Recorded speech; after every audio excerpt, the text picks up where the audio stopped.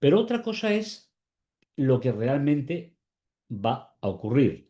Que Jesús va a volver, eso es un tema que para nosotros es absolutamente indiscutible. No hay ninguna razón para no creer en ello. Otra cosa es el proceso. Y durante esta semana o estos días vamos a hablar precisamente de ese proceso. ¿Enfocado a qué? El que espera no puede desesperar. Hay un punto que me gusta mucho resaltar y es, si leemos las cartas de Pablo, aunque sea a modo de introducción, Pablo creía que Jesús vendría en su época. Nosotros, los que queremos, seremos transformados. Primera de Corintios 15. Hay otros pasajes en la segunda gran parte de la Biblia que hablan de que yo vengo pronto. El Apocalipsis está lleno de ello. Pero una cosa es expresar nuestra necesidad de que venga, pero otra cosa es la antropología humana. Para Pablo, aquel que dijo, nosotros los que queremos seremos transformados, Jesús ya ha venido sin venir. Para Juan, que escribe el Apocalipsis, Jesús ha venido sin venir. Y para todos los que podamos pasar al descanso con la seguridad de que la espera no nos ha desesperado, Jesús habrá venido sin venir. Porque finalmente, entre pasar al descanso y la venida de Jesús, será una milésima de segundo, por decirlo de alguna manera. Por lo tanto, el papel que va a jugar aquí la existencia humana, los 70, 80, 90 años que se pueden vivir, no es un problema para la eternidad. Pero puede ser un problema si la espera termina desesperándonos, termina cansándonos o desorientando el valor de la profecía. Por lo tanto, este es el tema que vamos a intentar explicar, presentar en esta semana. Fijaos, los capítulos que vamos a poder ver, aparte de ellos, son los capítulos 24 y 25 de Mateo. Lógicamente no va a ser todo, pero van a ser los capítulos. Fijaos, en esta imagen que me han regalado hoy, vamos a ver tres partes. La primera tiene que ver con las señales del fin. La segunda, la segunda que tenemos aquí, ¿eh? La segunda que tenemos aquí es la señal celestial, la señal del Hijo del Hombre que aparecerá en los cielos de forma visible. Y la tercera parte, que es el capítulo 25, tenemos tres parábolas que son las parábolas sobre la preparación. Es decir, lo que más nos preocupa a los seres humanos, de esas preguntas insistentes que se me hacen una y otra vez, es ¿y cuánto falta? ¿Cuánto falta? El tiempo que me quede de vida. Si me toca vivir el periodo anterior, si me toca estar presente en mi periodo accesible de vida, no tengo más vida, cuando Jesús venga, no iré delante de ellos a la eternidad y no veré venir a Jesús antes que los que han fallecido desde Abel. Finalmente, mis hermanos, esa es la estrategia bíblica. Por eso el título sugerente es no desesperar en la espera. Vamos a comenzar un poco viendo algunos detalles de este esquema que iremos pues un poco. Entonces es la parábola de los 10 adolescentes, los talentos y las ovejas y los cabritos. Y eso tiene que ver con la espera. Es decir, cómo enfoca Jesús, ya que Jesús es el protagonista de estos dos capítulos, Mateo 24, en Mateo 25, cómo Jesús plantea la espera. Y creo que es algo que debemos, y repito un poco el concepto de hace unos instantes, me empieza a preocupar profundamente la gran inquietud casi descontrolada que empezamos a tener pensando que cada acontecimiento de lo que ocurre en el planeta es más de lo que realmente significa a lo largo de la historia. ¿De acuerdo? Hay un texto clave para entender la promesa, profecía de Jesús. La tenemos en el capítulo 24, versículo 15, que dice, cuando pues veáis la abominación de la desolación, dicho por el profeta Daniel, estando en el lugar santo, el que lee, entienda. Hay que conocer el libro de Daniel para entender las palabras de Jesús. Pero es que los discípulos, los que están escuchando a Jesús, no tienen ningún problema con el libro de Daniel. Sin embargo, hay muchísimos lectores, muchos, de la Biblia en los diferentes grupos, más de los 30.000 grupos que hay que salen de la Biblia en el mundo, tienen muchos problemas por el desconocimiento del libro de Daniel. Este es un texto clave para entender el mensaje de Mateo 24 y 25. Jesús conecta Daniel con el tiempo del fin. Y además con un detalle importantísimo, con el santuario celestial. Es decir, concretamente en la primera parte del santuario celestial. Y además dice que el que lea el libro de Daniel entenderá sus palabras. Con lo cual, el reto no es estar pendientes exclusivamente de la venida de Jesús. Lógicamente, no perder de vista nunca el final de la historia. Pero hay que estar más pendientes de la preparación en el tiempo de espera. Y eso es lo que Jesús nos viene a decir en estos dos capítulos. Recordad, señales, venida y espera. El esquema lo iremos viendo a lo largo de los programas. Jesús se está refiriendo al santuario, concretamente al lugar santo. Lo ha dicho. Es decir, no se refiere al atrio, no se refiere al lugar santo, santo de los santos, sino que cuando veáis que ese lugar se profana. Y ese es uno de los grandes eventos que nos van a marcar que Dios conoce. Porque, ¿sabéis, hermanos? La espera tiene que estar basada en el conocimiento de Dios, no en el conocimiento humano. Dios sabe cuándo va a venir. Dios sabe todo lo que tiene que hacer. Dios no retrasa su venida. Dios no juega al azar. Dios sabe perfectamente cuándo va a volver. El que no lo haya revelado es un regalo para el ser humano, pero no un regalo, es un regalazo, si me permitís la frase que está mal construida. ¿Qué sería de nosotros? ¿Qué sería de todas las generaciones anteriores? Desde Abel, si supieran cuándo va a venir Jesús. Pobre vida de los que esperaban. Sin embargo, hermanos, hay una frase que me gusta mucho y que me la oiréis durante estos días. Yo, tú, yo soy salvo, pero todavía no. Y en la idea de que yo soy salvo, sin ningún apelativo, está en la espera. No está en el todavía no. Porque puede ir más allá de mi existencia, puede ir más allá de lo que yo realmente puedo vivir. Pero nadie, como decía antes, va a ir antes que yo o antes que tú a la eternidad. Y nunca, y nadie va a ver antes que nadie venir al Hijo del Hombre en las nubes. Con lo cual, ¿veis? Tenemos que empezar a conjugar no todos los acontecimientos que ocurren en el planeta se convierten en señales definitivas, sino en señales de la espera, para que sepamos cómo Dios va a actuar. La semblanza de los capítulos 24 y 25 es muy bonita, está muy bien hecha, como siempre. Y fijaos, si miramos las partes, así escribían los autores bíblicos, así hablaba Jesús, así escribió Pablo, Juan, así escribieron todos. Hay una primera idea que es las señales del fin y la perseverancia en medio de la tribulación. Esta primera parte es preciosa, ¿eh?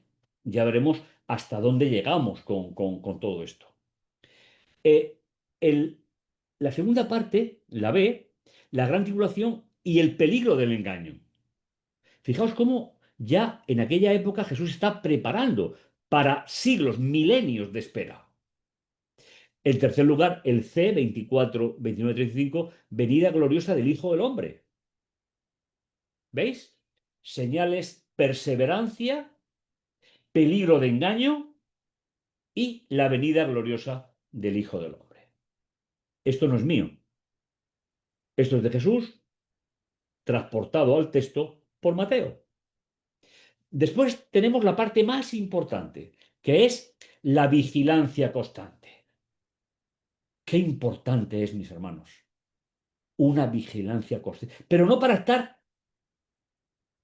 yendo más allá de una interpretación de que Dios no me va a fallar, de que Dios no va a olvidarse de nosotros, porque no lo ha hecho nunca, sino que lo que está haciendo es, según su propio proyecto, esperar que según su idea se complete el trabajo en la tierra, no mi idea de ello. Luego, las parábolas de la vigilancia y la fidelidad, si os dais cuenta, el C', el B' y el A' es la espera. Ja, yo cuando veo este esquema, a mí me parece de una magnitud increíble, porque además está basado en un concepto puramente humano. Los seres humanos solamente pensamos cuando contrastamos las cosas. Con lo cual, vamos a ir viendo un poquito esto. Dice, Jesús se está refiriendo a un texto en concreto, cuando veis la dominación desoladora. Fijaos, se encuentra en Daniel 10:31. Perdón, Daniel 11. Este es el texto que Jesús tiene en mente, que sus discípulos conocen perfectamente, conocen el libro, y que tal vez nosotros tengamos que incorporarlo para la espera. Dice, y se levantarán de su parte tropas que profanarán el santuario, la fortaleza, quitarán el continuo y pondrán allí la abominación de la desolación. Entonces, fijaos, Jesús nos ha dicho, cuando veáis la abominación desoladora en el lugar santo, predicha por el profeta Daniel, el que lea entienda. Es justamente una aplicación de 600 años después de lo que escribió el profeta Daniel. Y me gustaría que viésemos rápidamente una visión de conjunto, ¿eh? Que me parece importante. Fijaos, simplemente algún pequeño detalle para que, aunque el cuadro pueda parecer un poco faragoso, pero vamos simplemente a ver algún detalle. El último año profético es el año 1843-1844. Ese es el último tiempo profético. Desde el punto de vista de la profecía no se acaba, pero el tiempo profético sí. Ya no habrá ninguna profecía temporal después del año 1844. Sin embargo, pasamos del tiempo profético, pasamos al tiempo de la soberanía de Dios, que es el tiempo del fin. Es decir, no tenemos cronología profética, nadie se aventure a dar fechas, nadie se aventure a ver ni aproximación ni alejamiento de la segunda venida de Jesús, nadie lo haga porque no tiene los datos. Y veamos algo que es importantísimo. Jesús no podía venir, aunque Pablo lo intuyera o Juan antes del año 1844. Porque el propio Daniel nos habla de esa abominación desoladora. Y fijaos, la abominación desoladora, para no seguir, simplemente para que tengáis un poco ¿veis? Aquí tenemos el texto que hemos leído, quitará el continuo, pondrá la abominación desoladora. Eso ocurre en el 508, ¿eh?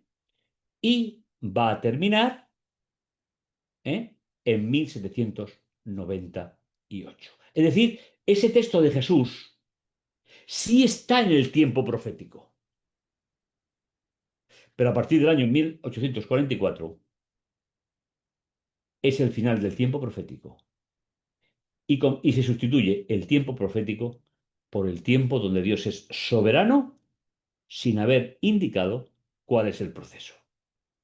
Pero sin embargo, ¿cuál es el final? La segunda venida. Con lo cual, tenemos todo el entorno, ¿eh? Todo el entorno que necesitamos conocer para que podamos situarnos en una espera, como os decía, inteligente, sosegada, tranquila. Es más importante, y permitidme y perdonadme repetir el término, es más importante la preparación que el momento de la venida. Y alguien me puede decir, pero pastor, ¿cómo dices eso? Bueno, pensarlo. ¿Cómo puede ser mi vida si llego sin prepararme? Claro, las tres parábolas del capítulo 25 me van a decir cómo prepararme, no como yo lo pienso. Pero eso también es importante para nosotros. Por lo tanto, la profecía comenzó en el año 457 a.C. Tal vez esto habría que justificarlo, pero no es el sentido. Termina en 1644 y ya no hay más tiempo profético. Estamos viviendo un regalo. Estamos viviendo en el tiempo de soberanía de Dios. En Mateo 24, del 29 al 35, se habla de la venida gloriosa del Hijo del Hombre. Dice, salió Jesús del templo y mientras caminaba se le acercaron, y estos textos son como introducción a todo el capítulo, se le acercaron sus discípulos para mostrarle las construcciones del templo. Es decir, ese esplendoroso edificio de la ciudad de Jerusalén en la época de Jesús. Pero él le respondió, ¿veis todo esto? Os aseguro que no quedará aquí piedra sobre piedra, ni una que no sea derruida. Eso conmocionó profundamente a los discípulos, porque en la época de Jesús, en el contexto que los discípulos habían nacido, incluso el propio Jesús, se pensaba que si algún día el templo desaparecería, sería el fin del mundo. Y Jesús dice, os aseguro que no quedará piedra sobre piedra. Estando sentado en el Monte de los Olivos, se acercaron a él en privado sus discípulos y le dijeron, dinos cuándo se sucederá esto y cuál será el signo de tu venida y del fin del mundo. Dinos. Ja, ellos también estaban preocupados por esto, como para no estarlo, pero tuvieron que aprender a esperar de forma inteligente. Para contestar a esta importante pregunta, tenemos el resto del capítulo 24 y el capítulo 25, que son una unidad indivisible en el texto, como hemos visto en el esquema anteriormente. Dice, inmediatamente después de la gran tribulación, es decir, de todo ese cuadro que hemos visto de Daniel, todo como Daniel lo explica y luego lo retomará Apocalipsis, lo que pasa es que Apocalipsis no está escrito en la época de Jesús, por tanto no podemos utilizarlo. Inmediatamente después de la tribulación de aquellos días, el sol se oscurecerá, la luna no dará su resplandor, las estrellas caerán del cielo, las fuerzas de los cielos serán sacudidas. Entonces aparecerá en el cielo la señal del Hijo del Hombre. ¿Sabéis? Esta figura es preciosa, porque también está tomada en el libro de Daniel, Daniel 7, hasta que llegó el Hijo del Hombre, es decir, ese anuncio del Dios hecho ser humano durante la encarnación. Y entonces se golpearán en el pecho todas las razas de la tierra que verán al Hijo del Hombre venir sobre las nubes del cielo con gran poder y gloria. Aquí acabará, mis hermanos, aquí acabará la espera. Pero este texto se aplicará de forma diferente a los que esperan de una manera o esperan de otra. Y yo sé cuál es la forma en que tú esperas. Compartimos esa idea. Pero no te permitas el lujo de esperar desesperado porque te parece o que Dios se alarga o que no cumple. No, prepárate porque nadie sabe ni el día ni la hora. Y él enviará a sus ángeles, dice el texto, con sonora trompeta y reunirá de los cuatro vientos a sus elegidos, desde un extremo de los cielos hasta el otro extremo. Qué importante sería recordar a través del capítulo 7, 8, 11 de Daniel, que los poderes del mal surgen de los cuatro puntos cardinales. Sin embargo, dice que los creyentes que esperaron en cada uno de esos momentos de la batalla, de la gran batalla, los reunirá de cualquier lugar donde han vivido su experiencia y de un extremo de los cielos hasta el otro. Será el gran momento en el cual tendremos nuestros sueños cumplidos, nuestras realidades tendrán, ahora sí, el cumplimiento más glorioso que hayamos visto jamás en nuestra existencia. Pero no lo destruyamos con una espera inconsciente.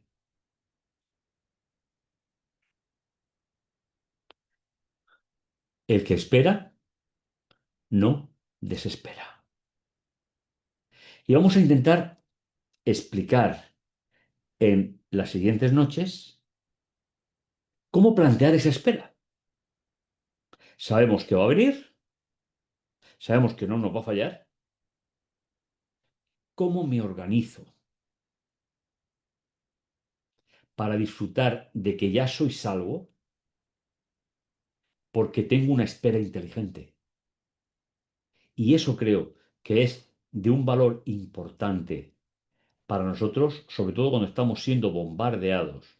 Yo no voy a juzgar la intención, no me corresponde a mí, pero estamos siendo bombardeados por personas que con toda su buena intención, espero, entiendo y además deseo, están precipitando lo que solo le corresponde a Dios. Y lo que falta por cumplir hasta la venida de Jesús, solo lo sabremos exactamente cuando se vaya cumpliendo. Y aquí tengo que deciros que falta más de la mitad del Apocalipsis. ¿Eh? Con lo cual, el que el tiempo está cerca será cuando se cumplan todas las profecías. Las que fueron de tiempo y las que no son de tiempo. Y las profecías no han llegado a su fin. Repito, las de tiempo sí, pero las que están en la soberanía de Dios no. Con lo cual, hay que estar inteligente, hay que ver de forma privilegiada el conocimiento que la Biblia nos otorga. Es el tiempo de organizar la eternidad en la espera. Y ese será un poco el tema que veremos en las próximas noches. Que el Señor lo bendiga. Amén, pastor. ¿Nos puede despedir en oración, pastor? Sí. Bendito bondadoso Dios que estás en los cielos, agradecerte, Señor, el privilegio de ser hijos tuyos. Señor, nos sentimos privilegiados por tener este acercamiento a tu palabra. Gracias, Señor, porque tú te acordaste de nosotros. Y durante más de 1500 años se fue escribiendo tu palabra, Señor.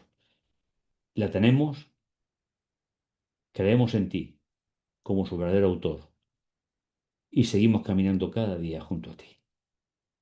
Que la espera no se nos haga larga ni pesada y, por supuesto, Señor, la eternidad depende de una espera inteligente. Te lo agradecemos en el dulce nombre de Jesús. Amén. Amén y amén.